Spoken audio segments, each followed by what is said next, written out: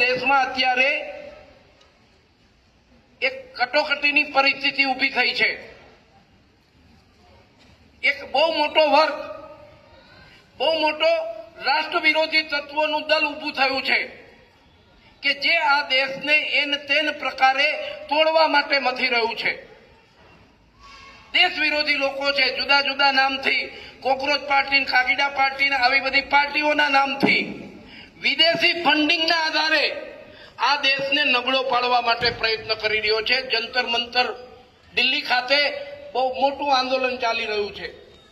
ખાસ કરીને યુવાનોને આધો બનાવીને વિદેશી તાકાતો એના માટે ફંડિંગ આપે છે।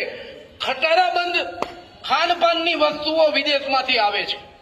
ખટારાબંધ આ કોણ મોકલે છે? શા માટે મોકલે છે? આ એક બહુ ગંભીર પ્રશ્ન છે। આ દેશમાં બહુ સમય પછી એક પ્રબળ ઈચ્છા શક્તિ વાળી સ્થિર સરકાર પ્રાપ્ત થઈ છે, એને અસ્થિર કરવા માટે પ્રયત્નો કરી રહ્યા છે આ તત્વો।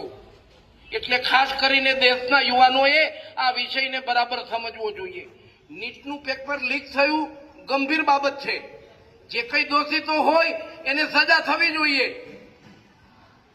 ફરીથી નીટ લેવાય, રિઝલ્ટ આવી ગયું, એ વિદ્યાર્થીઓ પોતપોતાના અભ્યાસમાં પણ જતા રહ્યા, પણ એના નામ પર આ NEET exam, NEET paper leak થયું છે, એને આગળ કરીને ખાસ કરીને આ પ્રકારના રાષ્ટ્રને તોડનારા તત્વો, રાષ્ટ્રને ખોખલો કરનારા તત્વો બહુ મોટું આંદોલન ચલાવી રહ્યા છે।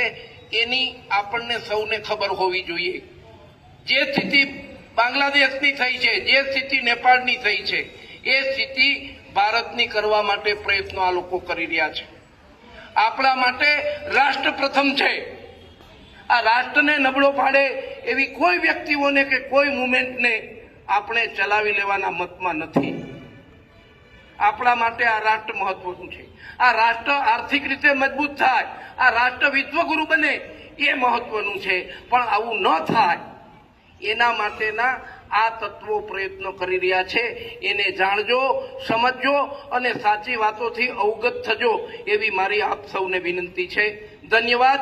ભારત માતા કી